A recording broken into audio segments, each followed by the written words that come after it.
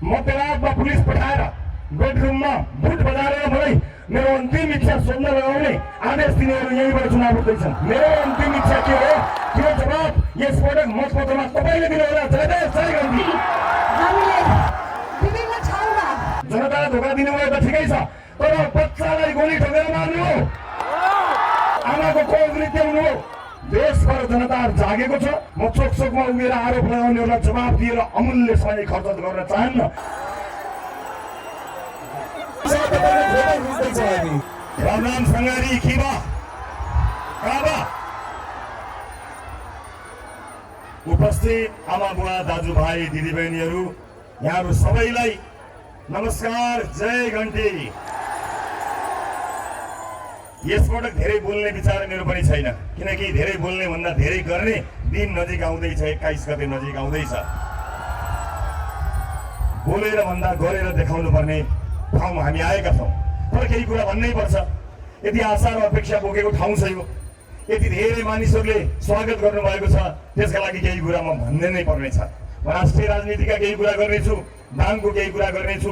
त्योभन्दा पनि महत्त्वपूर्ण म थारू दाजुभाइ दिदीबहिनी आमा बुवाहरूलाई केही सम्झन चाहन्छु, केही कुरा भन्न चाहन्छु।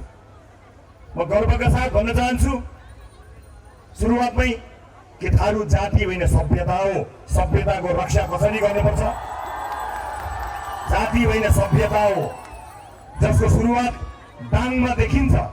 वर्षौंको सभ्यताको संरक्षण कसरी गर्नुपर्छ त्यसको ठेक्का पनि कसैले लिन पर्दैन। रासोपालाई थाहा छ। जिम्मेवारीपूर्वक हामी ती अधिकारहरूको लागि लड्नेछौँ। म यो कुरा आजको यो आफ्नो मन्तव्यको सुरुवातमै प्रतिबद्धताका साथ व्यक्त गर्न चाहन्छु। बाँकी रह्यो यसपल्टको जुन निर्वाचन, यसभन्दा अघिका निर्वाचनमा यहाँहरूले भोट हाल्नुभएकै हो। यस अघिका निर्वाचनमा यहाँहरूले पटक पटक विभिन्न राजनीतिक दललाई छान्नुभएकै हो, चुन्नुभएकै हो। नहेरिएको होइन, मौका नदिएको होइन। यसपटक फेर्नुपर्नेछ। जनप्रतिनिधि फेर्ने होइन, हाम्रो आफ्नो भाग्य र भविष्य फेर्नुपर्नेछ आफ्नै हातले, कसैको हातले होइन। म जोर जबरजस्ती गर्न आएको होइन। म त्यो पार्टीको मान्छे होइन जसले अर्को पार्टीको कार्यक्रम हुँदा पिकनिक राख्छ, फोकटमा खाना राख्छ, मान्छेलाई नजाऊ भन्छ, बाटो छेक्छ। म त्यस्तो मान्छे होइन। म जनताको भावनालाई छेक्ने नेता बन्न चाहन्न। न म रासोपाका त्यस्ता कोही नेताहरूलाई जनताको भावना र बाटो छेक्न लगाउँछु जसले जनताको उर्लिदो चाहनालाई छेक्न नसक्ने त्यस्तो काम गरोस्। म त्यस्तो चाहन्न। जनताको भावनालाई पोख्न दिनुपर्छ। जनताले रक्षा गर्छन् लोकतन्त्रको। त्यसकारणले देशले यसपटक क्रान्ति गर्छ। कसैले पिकनिक राखेर केही हुन्न, कसैले बाटो छेकेर केही हुन्न।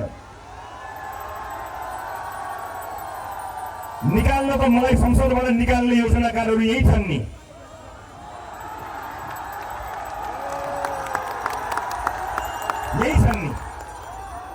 यो देशका जनताले सबभन्दा धेरै मत दोस्रो पटक दिएर पठाएको मलाई छलछाम गरी बिचौलियासँग मध्यरातमा हस्ताक्षर गरेर सुशासन कायम गर्दै गरेको, भ्रष्टाचारीलाई कोच्दै गरेको सरकारलाई संसदबाट छलछाम गरेर 2 घण्टामा सूचना टाँस गरेर निकाल्ने योजनाकारहरू यही छन् नि। संसदबाट निकाल्नेहरू उठेका होला यसपटक पनि। तिनले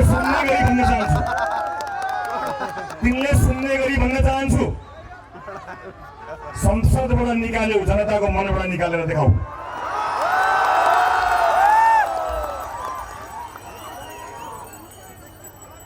मलाई थाहा छैन त्यसो के गर्न पाइयो, के गर्न भ्याइएन। चाहेको के पनि गर्न पाएको छैन, गर्नु छ अब। तर मलाई दुःख पर्दा, मलाई अप्ठ्यारो पर्दा तपाईहरुले आँखाबाट आँसु झार्नु भएको छ। हस्ताक्षरमा तपाईले हस्ताक्षर गर्नुभएको छ, मैले बिर्सेको छैन। त्यो आशीर्वादहरू मैले बिर्सेको छैन। त्यो माया, त्यो विश्वास, त्यो सद्भाव मैले बिर्सेको छैन। म बिर्सनेवाला पनि छैन। आदरणीय आमा बुवा दाजुभाइ दिदीबहिनीहरू, हामीले स्पष्टसँग आफ्नो वाचा पत्र मार्फत भनेका छौँ। केही राजनीतिक कुराहरू यहाँ राख्नै पर्छ मैले, किनकि यो राजनीतिको उर्वर भूमि हो। यो राजनीतिको उर्वर भूमि हो। यहाँ राजनीतिक चेतना फुलोस्, तर षड्यन्त्र नफुलोस्। षड्यन्त्रकारीहरू हाल्नुपर्छ। नेपालको राजनीतिलाई षड्यन्त्र र पाखुराको बलमा कब्जा गर्नेहरू हाल्नुपर्छ। मलाई यति थाहा छ, योभन्दा बढी मलाई थाहा छैन। बाँकी तपाईँको विचार। हामीले भातृ सङ्गठनहरू नराख्ने कुरा सार्वजनिक गरेर बाचापत्रमा भन्यौँ। महिलाहरूको भातृ सङ्गठन, किसानहरूको सङ्गठन, अन्य विभिन्न पेसागत शिक्षकहरूको सङ्गठनको कुरा हामीले भातृ सङ्गठन रहित पार्टीको कुराकानी गऱ्यौँ। म शिक्षक साथीहरूलाई, मजदुर साथीहरूलाई, किसान साथीहरूलाई भन्न चाहन्छु, पुराना पार्टीहरूले तपाईँहरूलाई एकत्रित गरे, भातृ सङ्गठन बनाए। 35 वर्षसम्म शिक्षकको हितमा काम नगर्दा शिक्षकहरू 2/3 सरकार हुँदा आफ्नो अधिकार माग्न काठमाडौँ गरेको होइन। किन चाहियो त्यो सङ्गठन? केको लागि चाहियो सङ्गठन? किसानहरूलाई सङ्गठनमा राखेर पार्टीको पिल्ला भिराइदिएको होइन। 35 वर्षसम्म किसानले मूल्य नपाएर बाटोमा दुध फ्याँकेको होइन। किन चाहियो त्यो सङ्गठन? किसानले मल नपाएको होइन, बिउ नपाएको होइन, बजार नपाएको होइन। तपाईँको भोट लिएर गएर त्यो भोट बिचौलियालाई बेच्छन्। किन हाल्नुहुन्छ भोट? शिक्षकहरूले आफ्नो अधिकारको लागि सडकमा जान पर्दैन। रासोपामा शिक्षकको भातृ सङ्गठन छैन, किसानको भातृ सङ्गठन छैन, मजदुरको भातृ सङ्गठन छैन, विद्यार्थीको भातृ सङ्गठन छैन। यी सबैको हक हित हाम्रो मूल नारा हो। हामी हाँगा बनाएर होइन, जरा बनाएर यी समस्यालाई राजनीतिभन्दा माथि पुगेर समाधान गर्छौँ। थारूहरूको छुट्टै सङ्गठन, 35 वर्ष थारूहरूलाई भोट ब्याङ्क बनाएको होइन। जहाँ भने त्यही भोट हाल भनेको होइन। थारूहरूलाई भयो पुरा माग, भयो संरक्षण, भूमिहीनहरूले लाल पूर्जा देख्न पाए कसैले अधिकार? शिक्षकले पायो अधिकार, मजदुरले पायो, किसानले पायो। उखुका किसानहरू 35 वर्ष सङ्गठनमा राखेका किसानहरूलाई उखुको किसानले मूल्यका लागि काठमाडौँमा गएर रुनु परेको, त्यस्तो सङ्गठन चाहिएको हामीलाई चाहिएको होइन। तपाईँहरूको अधिकारका लागि हामी बिना भातृ सङ्गठन लड्छौँ, कसैले चिन्ता गर्न पर्दैन। विद्यालयमा विद्यार्थीहरूको सङ्गठन बनाएर विभिन्न ब्यानर राखिएको छ, त्यस्ता ब्यानर सबै फाल्ने हो। विद्यार्थीलाई पढाइमा लगाउने हो। युनिभर्सिटीमा पढाइ हुन्छ, राजनीति होइन। भोलि हुने कार्यक्रम स्थगित भयो। म त्यहीबाट बताउन चाहन्थेँ, भैरवाद क्षेत्रबाट। म यहीँबाट भैरवाद क्षेत्रका व्यापारी व्यवसायहरूलाई भन्न चाहन्छु, तपाईँले रासोपाको कुनै नेता चिन्नु पर्दैन, कुनै नेताको चाकरी गर्नु पर्दैन। हामीलाई भेट्न आउनु पर्दैन। आफ्नो फ्याक्ट्रीमा जानुहोस्, आफ्ना मजदुरहरूलाई भेट्नुहोस्। हामीलाई तपाईँको अपारदर्शी चन्दा चाहिँदैन। तपाईँलाई कुनै नेताले संरक्षण गर्ने होइन, रासोपाको नीतिले संरक्षण गर्छ। आफ्नो काम गर्नुहोस्, चिन्ता गर्नु पर्दैन। कुनै पनि व्यापारी व्यवसायीले रासोपाकोलाई एक सुगा दिनु पर्दैन इच्छाभन्दा बाहिर गएर। कुनै मान्छे रासोपाको मान्छेलाई म रासोपाको मान्छे हुँ चन्दा देऊ भनेछ भने त्यसको सदस्यता 1 मिनटमा खारेज हुन्छ। ढुक्कले काम गर्नुहोस्। तपाईँ आफ्नो व्यापार व्यवसाय बढाउनुहोस्, रोजगारी सृजना गर्नुहोस्, राज्यलाई कर तिर्नुहोस्।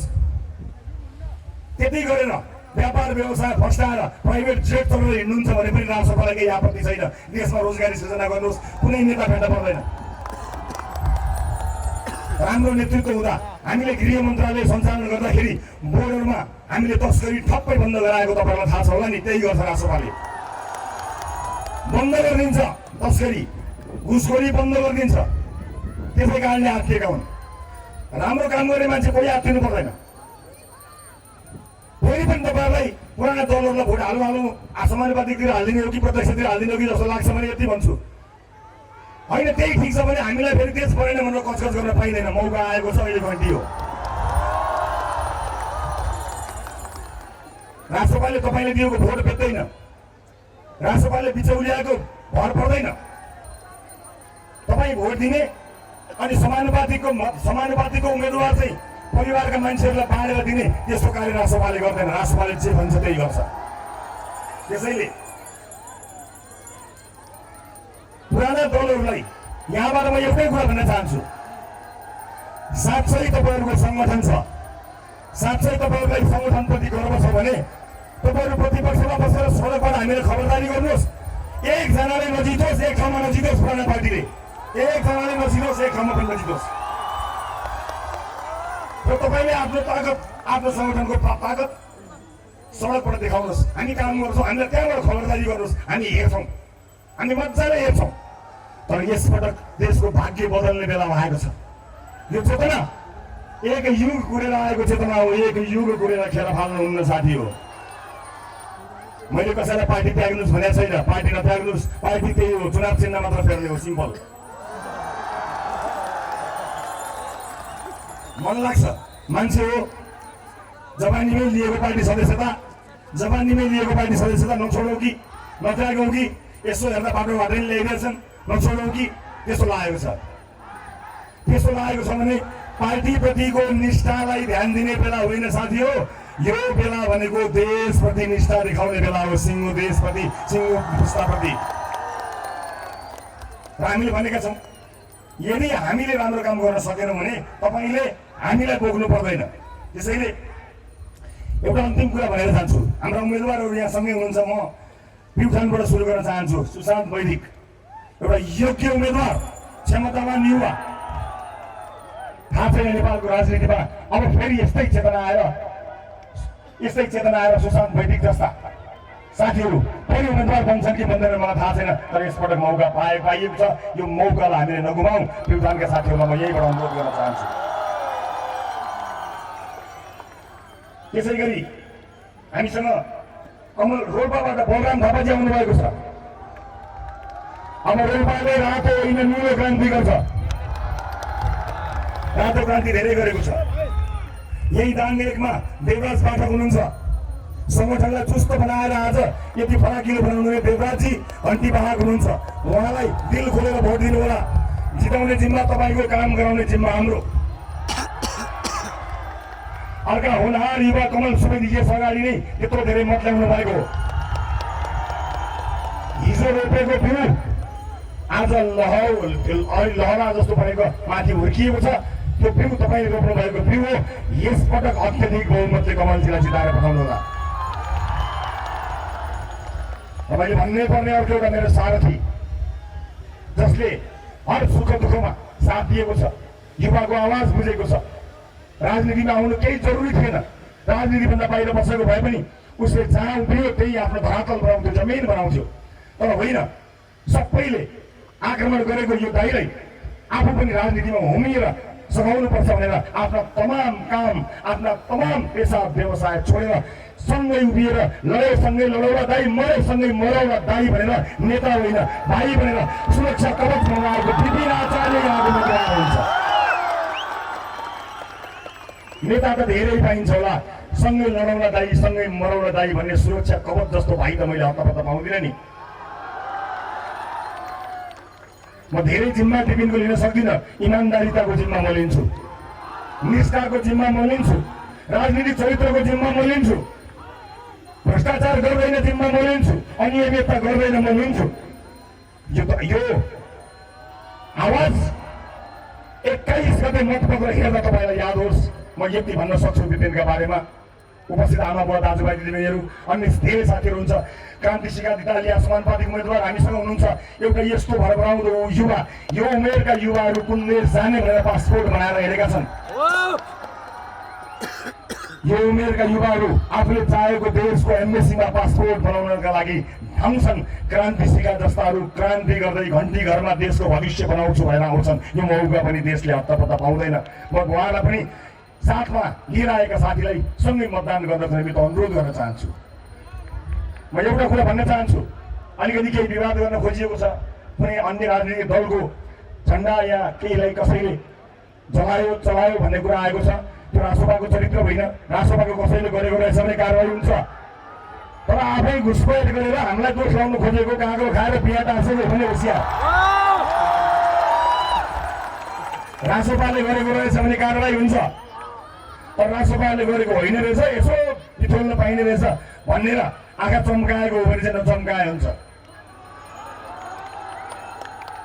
धेरैले हाम्रा समर्थकहरूलाई गाली गरेको सुन्छु। म सामान्य कुरा, रासोपाले सबै जन्माएको होइन। तपाईँहरूले काम गर्न नसकेपछि रासोपा भनेका मान्छे छन् यहाँ। रासोपाले जन्माएर रासोपाको समर्थक भएको भए त सबै यहाँ बच्चै बच्चा हुन्थे। रासोपा 3 वर्षको को छ? 3 वर्षको बच्चा कोही पनि छैन। सबै लक्का जवान हुर्के बढेका छन्। सम्भवतः आधीभन्दा बढी धेरै, अझ धेरै हिजो तपाईँहरूले नै यो देश बनाउनुहुन्छ कि भनेर आश गरेर बसेका मान्छे थिए। तपाईँहरूले धोका दिनुभयो, जनतालाई धोका दिनुभयो। जनतालाई धोका दिनुभयो त ठिकै छ, तर बच्चालाई गोली ठोकेर मार्नु हो, आमाको कोख रित्याउनु हो। त्यस कारणले जनता जागेको हो। यो देशभर जनता जागेको छ। यो जागरणलाई परिणाममा बदल्नु पर्नेछ।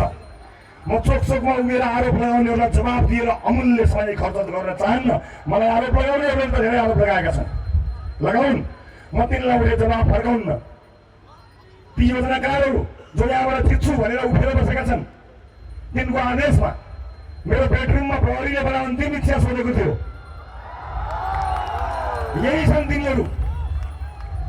बाको वरपर बसेर मध्यरातमा पुलिस पठाएर बेडरुममा बुट बजारेर मलाई मेरो अन्तिम इच्छा सोध्न लगाउने आदेश तिनीहरू यहीँबाट चुनाव उठ्दैछन्। मैले जवाब दिएको छैन र म तिनलाई दिन्न। मेरो अन्तिम इच्छा के हो त्यो जवाब यसपटक मतपत्रमा तपाईँले दिनुहोला। जय देश जय गान्धी।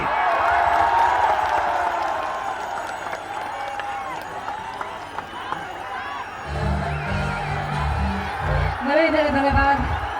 हाम्रो विश्वासको पात्र, हाम्रो सपना उजागर गरिदिने एउटा यस्तो व्यक्ति जसले समाजले मात्र होइन सिङ्गो राष्ट्रले सम्झिरहेको छ।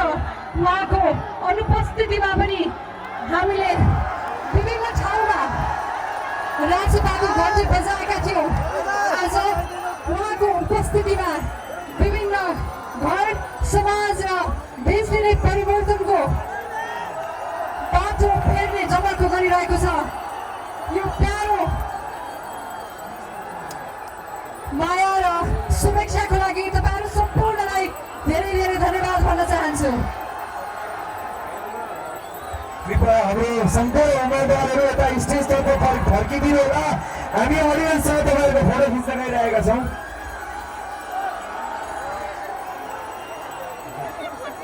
हजुर रवि दाइले यता फर्किदिनु पर्ने भयो। हामी यहाँ सम्पूर्ण बङ्गाली जनताहरूसँग तपाईँको फोटो